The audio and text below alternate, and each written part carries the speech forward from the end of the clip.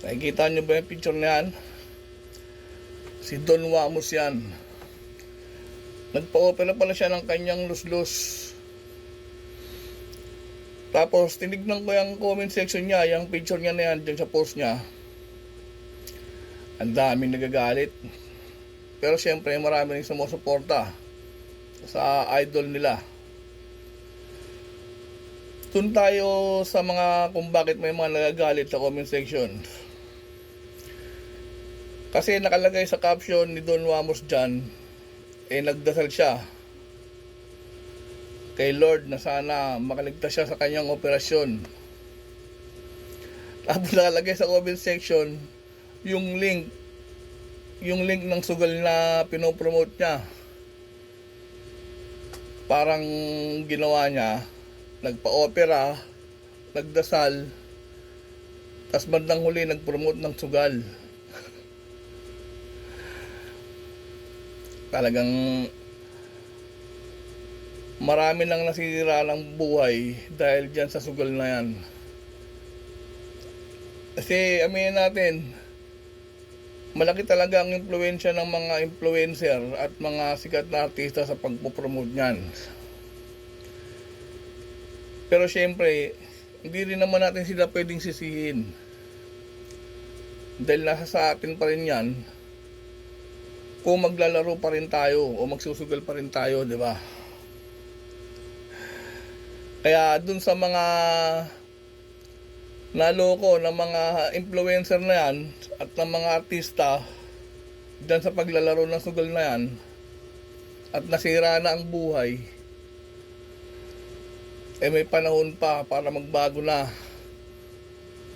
At doon sa mga gustong sumubok pa o sa mga sumusubok ng magsugal,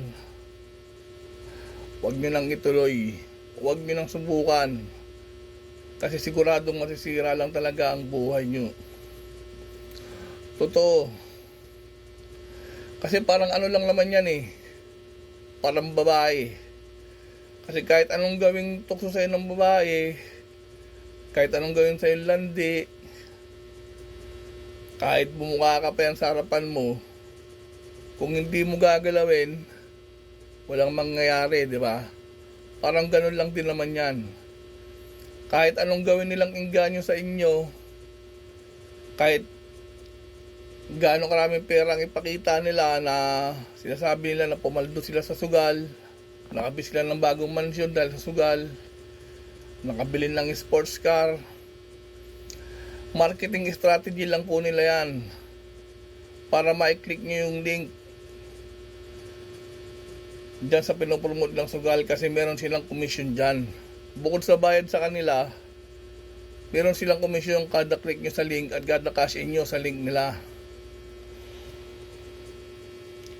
Kaya nasa sa inyo na, nasa sa atin na yan kung maniniwala kayo sa kanila o hindi. Kaya hindi natin pwedeng sisihin sila kung bakit may mga